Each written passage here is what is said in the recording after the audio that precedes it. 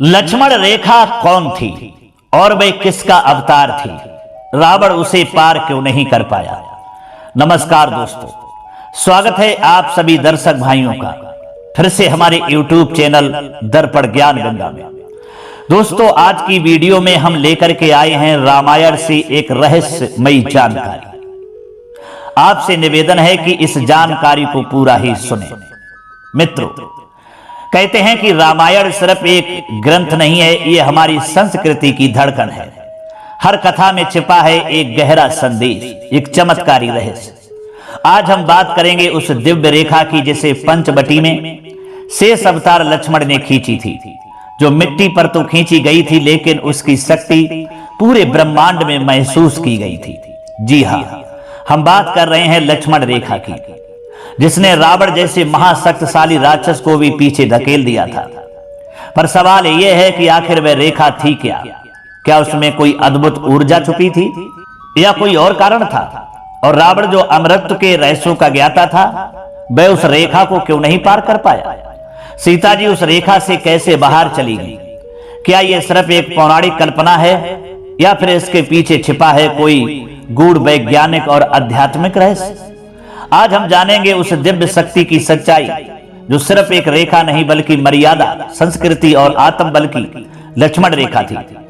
Video को ध्यान से देखिएगा, क्योंकि ये वीडियो आपके जीवन के लिए बहुत कुछ बताने वाली है और आपको कई जगह पर यह सचेत करने वाली है कि आखिर लक्ष्मण रेखा कौन थी और किसका अवतार थी, और रावण उसे क्यों नहीं पार कर पाया। तो इस रहस्य को जानने के लिए बने रहिए हमारे साथ इस वीडियो की समाप्ति तक। जो भाई दोस्तों इस चैनल पर पहली बार आए हैं और उन्होंने हमारा चैनल भी सब्सक्राइब नहीं किया है, तो चैनल को सब्सक्राइब कर लें, बेल आइकन घंटी को भी अवश्य दबा दें, क्योंकि आपका एक सब्सक्राइब करना हमारे लिए बहुत महत्व रखता है। दोस्तों, चलिए आगे बढ़ते हैं। रामायण की कथा केवल एक युद्ध गाथा नहीं, बल्कि जीवन के हर मोड़ पर धर्म, मर्यादा और कर्तव्य की सीख देने वाला अमर ग्रंथ है। इस महाकाव्य की एक ऐसी घटना है जिसने न केवल कथा की दिशा बदल दी, बल्कि भारतीय संस्कृति में एक प्रतीक रेखा को जन्म दिया, जिसे हम लक्ष्मण रेखा के नाम से जानते हैं। यह रेखा केवल जमीन पर खींची एक लकीर नहीं थी, बल्कि यह थी एक मर्यादा की सीमा, एक सुरक्षा की दीवार और एक चेतावनी जो बताती है कि जब भी कोई अपनी सीमाएं लांघता है तो विनाश अवश्य भावी होता है। अयोध्या से वनवास के लिए निकले श्री राम, लक्ष्मण और सीता पंचवटी में एक कुटिया बनाकर निवास कर रहे थे। वन की शांति के बीच वे तीनों अपने तप, सेवा और प्रेम में लीन थे। परंतु रावण, जो अपनी बहन शूर्पणखा के अपमान का प्रतिशोध लेना चाहता था, एक चाल रचता है। वह अपने मामा मारीच से कहता है कि वह सोने के हिरण का रूप धारण करे और सीता के सामने वन में दौड़े, ताकि सीता उस हिरण को देखकर मोहित हो जाए और उसे पकड़ने की इच्छा व्यक्त करें। मारीच को यह ज्ञात था कि राम के हाथों उसकी मृत्यु निश्चित है, फिर भी रावण के भय से वह राजी हो गया। एक दिन सीता जी कुटिया के बाहर होती हैं और उन्हें एक स्वर्णमय हिरण दिखाई देता है। वह अद्भुत तेजस्वी था, उसकी चमक सूर्य से भी अधिक प्रतीत हो रही थी। सीता मोह में आ जाती हैं और श्री राम से आग्रह करती हैं, प्रभु मुझे वह हिरण चाहिए, जीवित या मरा, पर मुझे चाहिए। श्री राम पहले समझाते हैं, परंतु अंततः सीता के आग्रह पर हिरण का पीछा करने वन में चले जाते हैं। जाते समय वे लक्ष्मण से कहते हैं कि मैं जल्दी ही लौटूंगा, तुम सीता की रक्षा करना। दर्शक भाइयों, इधर राम जी उस हिरण के पीछे जाते हैं। मारीच को जब श्री राम का बाण लगता है, वह मरने से पहले राम की आवाज में चिल्लाता है, हाय लक्ष्मण, हाय सीते। सीता ये सुनकर घबरा जाती हैं और लक्ष्मण से तुरंत अपने भाई के पास जाने को कहती हैं। लक्ष्मण मना करते हैं। उन्हें ज्ञात था कि यह कोई माया हो सकती है, क्योंकि श्री राम को कोई संकट नहीं हो सकता। लेकिन सीता जी का आक्रोश बढ़ जाता है। वे कहती हैं कि लक्ष्मण, क्या तुम चाहते हो कि तुम्हारे भाई को कुछ हो जाए? क्या तुम चाहते हो कि वे संकट में पड़े? ये शब्द लक्ष्मण के हृदय को चीर देते हैं। वे अपमानित और दुखी हो जाते हैं। सीता जी के संदेह ने उन्हें भीतर तक झकझोर दिया। मित्रों, अब आता है वह महत्वपूर्ण क्षण जहां लक्ष्मण मर्यादा और कर्तव्य के दो पाठों के बीच फंस जाते हैं। वे जाते जाते अपनी रक्षा में एक रेखा खींचते हैं। ये रेखा साधारण नहीं थी, लक्ष्मण ने अपने धनुष से उस रेखा को खींचा। ये रेखा उनके तेज तप शक्ति और शेषनाग रूप की ऊर्जा से बनी थी। ये रेखा कोई सामान्य सुरक्षा रेखा नहीं थी। ये एक सजीव ऊर्जा का घेरा था जिसे सोमतीत भी कहा जाता है। कुछ विद्वानों के अनुसार लक्ष्मण ने उस स्थान पर अपनी एक नाग कुंडली की शक्ति समर्पित कर दी थी, जिससे वह रेखा बन गई। लक्ष्मण स्वयं शेषनाग के अवतार थे। वही शेषनाग जिन पर भगवान विष्णु योग निद्रा में विश्राम करते हैं। शेषनाग संपूर्ण पृथ्वी को अपने फनों पर थामे हुए हैं। तो कल्पना कीजिए, जब वही शेषनाग अपनी शक्ति से एक सीमा रेखा बनाएंगे तो वे कितनी अद्भुत होगी। कुछ लोग कहते हैं कि ये सिर्फ प्रतीकात्मक थी, लेकिन कई आधुनिक सोच रखने वाले लोग ये मानते हैं कि ये एक ऊर्जा रेखा एनर्जी फील्ड थी। एक ऐसी ऊर्जा दीवार जो बाहर से आने वाली किसी भी बुरी शक्ति को रोक देती थी। इसे आधुनिक भाषा में कहे तो जैसे चुंबकीय क्षेत्र, अगर कोई उस क्षेत्र में प्रवेश करना चाहे तो एक प्रतिरोध उत्पन्न होता है। जब रावण भिक्षुक के वेश में आता है तो वह इस रेखा को पार नहीं कर पाता। उसके शरीर और उस रेखा की ऊर्जा में विपरीत ध्रुव का प्रभाव उत्पन्न होता है। जैसे दो एक जैसे चुंबक एक दूसरे को धकेलते हैं। रावण ने ब्राह्मण के वेश में भिक्षा मांगी। सीता जी ने अंदर से भिक्षा देने का आग्रह किया, परंतु रावण ने कहा भिक्षा बाहर आकर ही दी जाती है, मैं लक्ष्मण रेखा पार नहीं कर सकता। सनातन धर्म में एक मान्यता है, यदि कोई भूखा व्यक्ति तुम्हारे द्वार से बिना अन्न के लौट जाए तो गृहिणी को पाप लगता है। सीता जी इसी धर्म संकोच में रेखा पार कर जाती हैं और वही क्षण बनता है अयोध्या के इतिहास का सबसे दुखद मोड़। इस रेखा ने नारी की सुरक्षा मर्यादा की सीमा, धर्म के व्रत और अंधकार से प्रकाश के बीच की लकीर का प्रतिनिधित्व किया। यह हमें सिखाती है कि जीवन में हर एक व्यक्ति को अपनी लक्ष्मण रेखा समझनी चाहिए। वह रेखा जो हमें अधर्म, लोभ, मोह और माया से बचाती है। भाइयों, रामायण की कथा जितनी पौराणिक है उतनी ही वैज्ञानिक और आध्यात्मिक भी। हमने अब तक जाना कि कैसे लक्ष्मण जी ने श्री राम के वन गमन के समय माता सीता की रक्षा हेतु अपने धनुष से एक अद्भुत रेखा खींची, जिसे हम आज लक्ष्मण रेखा के नाम से जानते हैं। लेकिन अब बात उस रहस्य की जो इस रेखा में छिपा था, उस अदृश्य शक्ति की जिसने रावण जैसे परम बलशाली राक्षस को भी रोक दिया। लक्ष्मण जी कोई सामान्य मानव नहीं थे, वे भगवान शेषनाग के अवतार थे। वही शेषनाग जो संपूर्ण पृथ्वी को अपने फनों पर धारण करते हैं, जिन पर स्वयं श्री हरि विष्णु योग निद्रा में विश्राम करते हैं। जब लक्ष्मण ने अपने धनुष से रेखा खींची तो वह मात्र एक लकीर नहीं थी, वह थी शेषनाग की एक कुंडली, एक दिव्य घेरे के रूप में उस कुटिया के चारों ओर खड़ी हुई धनुष की रेखा या शेषनाग की ऊर्जा। ध्यान दीजिए, लक्ष्मण जी ने रेखा अपने धनुष से खींची, पर धनुष मात्र एक साधन था। असल शक्ति उस रेखा में नहीं बल्कि उसमें समाहित हुई दिव्यता में थी। ये रेखा शेषनाग की उस ऊर्जा का संकेंद्रण थी जो अनादि काल से पृथ्वी की रक्षा करती आई है। उस समय वह रेखा केवल सीता जी की शारीरिक सुरक्षा नहीं कर रही थी, बल्कि ये भी सुनिश्चित कर रही थी कि कोई अधर्मी, कोई छलिया, कोई असुर उस पवित्र स्त्री के समीप तक ना पहुंच सके। संकर्षण बल, विज्ञान और अध्यात्म का संगम लक्ष्मण जी की रेखा को जब तुलसीदास जी ने सोमतीत कहा तो वह केवल एक काव्यात्मक नाम नहीं था, ये नाम उस रेखा की गति और प्रभाव को दर्शाता है। यह रेखा संकर्षण बल से युक्त थी। अब आप पूछेंगे संकर्षण क्या है? आधुनिक विज्ञान में दो बलों की चर्चा होती है, अपकेंद्रीय बल सेंट्रीफ्यूजल फोर्स जो केंद्र से बाहर की ओर धकेलता है, उपकेंद्रीय बल सेंट्रिपेटल फोर्स जो केंद्र की ओर खींचता है। लक्ष्मण जी की यह रेखा अपकेंद्रीय बल की तरह कार्य कर रही थी। जो भी व्यक्ति उस रेखा के भीतर आने का प्रयास करता वह जैसे दृश्य अदृश्य शक्ति से पीछे की ओर धकेल दिया जाता। एक प्रकार से ये एक ऊर्जा क्षेत्र, एनर्जी फील्ड था, जिसे आधुनिक वैज्ञानिक भाषा में फोर्स बैरियर कह सकते हैं। एक चुंबक की तरह जैसे दो एक जैसे ध्रुव पास लाने पर भी एक दूसरे को दूर धकेलते हैं, वैसे ही यह रेखा भी रावण जैसे दुष्ट को अपने पास आने नहीं देती थी। क्यों रावण इस रेखा को पार नहीं कर सका? रावण कोई साधारण व्यक्ति नहीं था, वह बल, बुद्धि और तप में अत्यंत श्रेष्ठ था। उसने भगवान शिव से अनेकों वरदान पाए थे, परंतु फिर भी वह लक्ष्मण रेखा पार नहीं कर पाया, क्योंकि ये रेखा किसी शरीर के बल से नहीं, आत्म बल और तप की शक्ति से बनी थी।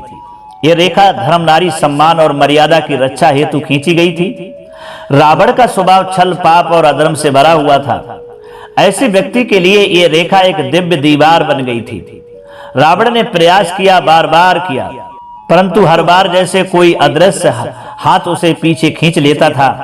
रामायण के कई धारावाहिकों में आपने देखा होगा, जैसे ही रावण रेखा के पास आता है, वहां से अग्नि की ज्वालाएं उठती हैं, लेकिन वह अग्नि केवल दृश्य प्रस्तुति है। असल में वह अग्नि थी धर्म की ऊर्जा, शेषनाग का तेज और लक्ष्मण की तप शक्ति, मिट्टी और चुंबकीय प्रभाव। एक गूढ़ बात और बताई जाती है कि रावण जिस मिट्टी का बना था, उसी मिट्टी से लक्ष्मण जी ने वह रेखा भी खींची थी। यह संकेत करता है कि दो एक जैसे तत्वों में यदि विपरीत ऊर्जा भर दी जाए तो वे एक दूसरे को स्वीकार नहीं करते। ठीक वैसे ही जैसे यदि एक चुंबक के दो समान ध्रुव आमने सामने रख दिए जाएं तो वे एक दूसरे से टकराते नहीं, बल्कि पीछे हटते हैं। एक अद्भुत दृष्टिकोण है। एक असुर की रचना भी जिस तत्व से हुई, उसी तत्व से उसकी हार की दीवार बनाई गई। रावण बार बार प्रयास करता, पर वह हर बार पीछे हटता। उसके भीतर की शक्ति, अहंकार और तमोगुण उस रेखा की सात्विकता और पवित्रता से टकरा नहीं सके। ये रेखा क्या केवल एक लकीर थी? नहीं, ये रेखा एक सांस्कृतिक प्रतीक बन चुकी है। ये हमें ये सिखाती है कि हर किसी के जीवन में एक लक्ष्मण रेखा होनी चाहिए। व्यवहार की रेखा, सोच की रेखा, इच्छाओं की रेखा, और सबसे महत्वपूर्ण धर्म और अधर्म के बीच की रेखा। रावण बलशाली था, परंतु वह मर्यादा नहीं तोड़ सकता था, क्योंकि धर्म की रेखा पर अधर्म का प्रवेश निषिद्ध होता है। और ये रेखा आज भी हमारे जीवन में मौजूद है, बस हम उसे पहचान नहीं पाते। लक्ष्मण रेखा केवल एक धार्मिक कथा नहीं, बल्कि एक जीवन का सिद्धांत है। ये सिद्ध करती है कि जब रक्षक तपस्वी हो, जब रेखा सत्य और धर्म से बनी हो, तो दुनिया का सबसे शक्तिशाली राक्षस भी उस मर्यादा को पार नहीं कर सकता। तो दोस्तों, अपने जीवन में भी ऐसी ही कोई लक्ष्मण रेखा खींचिए जो आपको पाप, अधर्म और पतन से बचाए। मित्रों, कई दर्शक और पाठक ये पूछते हैं, क्या लक्ष्मण रेखा का उल्लेख वाल्मीकि रामायण में है? नहीं, वाल्मीकि रामायण में इसका प्रत्यक्ष उल्लेख नहीं मिलता। ये विवरण विशेष रूप से तुलसीदास जी द्वारा रचित रामचरितमानस में और बाद के कई लोग प्रचलित रामायणों तथा धारावाहिकों में मिलता है। इसका अर्थ ये नहीं कि ये घटना असत्य है, बल्कि इसका तत्व, प्रतीक और प्रभाव इतना गहरा है कि ये कथा जनमानस की स्मृति में अमर हो गई। वैज्ञानिक भी हैरान क्यों हैं। अब इस रेखा की सबसे चौंकाने वाली बात यह है कि ये केवल बाहर वालों को रोकती थी, पर अंदर वाला व्यक्ति बाहर निकल सकता था। यही बात विज्ञान की दृष्टि से चुनौती है। यदि वे कोई भौतिक अवरोध होता, जैसे कोई दीवार, बिजली का घेरा, राख, भस्म या रसायन, तो फिर सीता जी कैसे उसे पार कर पाए और रावण क्यों नहीं कर पाया? यहाँ एक ऊर्जा सिद्धांत, एनर्जी फील्ड थ्योरी सामने आता है। लक्ष्मण जी ने जो रेखा बनाई वह दरअसल एक घूर्णन ऊर्जा क्षेत्र, रोटेशनल फोर्स फील्ड के रूप में कार्य कर रही थी। इस शक्ति को हम सरल भाषा में समझें तो जैसे किसी स्थान पर कोई गत क्षेत्र, डायनामिक जोन बना दिया गया हो, जिसमें यदि बाहर से प्रवेश करने की कोशिश की जाए तो वह अपकर्षण बल, सेंट्रीफ्यूगल फोर्स की वजह से भी पीछे धकेल देता है, लेकिन अंदर से निकलने वाला व्यक्ति उसी बल की दिशा में होता है, इसलिए वह सहजता से बाहर आ सकता है। यह सिद्धांत और भी अधिक गहराता है जब हम लक्ष्मण को केवल राजकुमार नहीं बल्कि शेषनाग का अवतार मानते हैं। शेषनाग वह दिव्य शक्ति है जो ब्रह्मांड की गति को संतुलित रखते हैं, जिनकी कुंडलियों में अनंत ऊर्जा है और जिनकी शक्ति से संपूर्ण पृथ्वी का भार संतुलित रहता है। अब सोचिए, यदि वही शेषनाग किसी स्थान पर अपनी एक कुंडली मात्र रख दें तो उस स्थान का गुरुत्व, उसकी ऊर्जा, उसकी दिशा सब बदल सकती है। ये लक्ष्मण रेखा दरअसल वही कुंडली थी जिसने एक दिशा विशेष में ऊर्जा का प्रभाव निर्मित किया, जिससे सीता जी तो उस प्रभाव में बहकर बाहर निकल गईं, पर रावण जैसे छलिया और अधर्मी को उस बल ने प्रवेश करने ही नहीं दिया। मित्रों, एक बात बता दें आपको, रावण के पास बल था, मंत्र थे, रथ था, माया थी, पर उसके पास धर्म नहीं था, नारी के सम्मान का भाव नहीं था, और सबसे बड़ी बात वह छल कर रहा था। यह रेखा केवल शरीर को नहीं, मनोवृत्ति और उद्देश्य को भी पहचानती थी। यह एक कर्म संवेदी शक्ति रेखा थी जिसका उद्देश्य था केवल सत्य, धर्म और मर्यादा की रक्षा। रावण बार बार प्रयास करता, लेकिन वह शक्ति उसे स्वीकार ही नहीं करती थी। ये वैसा ही था जैसे दो समान ध्रुवों वाले चुंबक एक दूसरे को नकार देते हैं।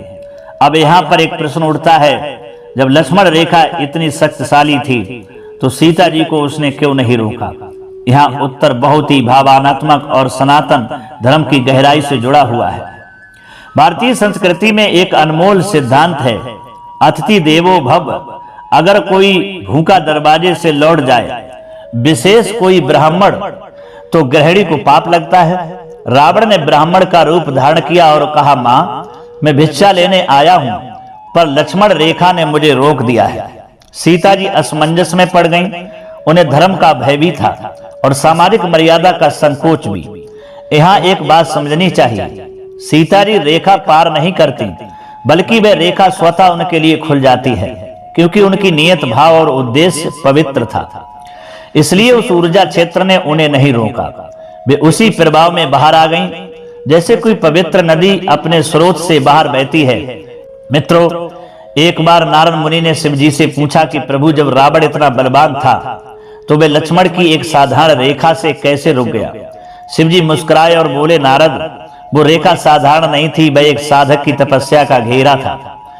तुम समझ लो, शुद्ध संकल्प, नारी की रक्षा और धर्म की मर्यादा जब एक साथ खड़ी हो जाती है तो स्वयं ब्रह्मांड भी सिर झुकाता है। फिर रावण की क्या औकात? लक्ष्मण रेखा एक चेतावनी है। यह रेखा ना तो केवल मिट्टी की थी, न राख की, न मंत्र की।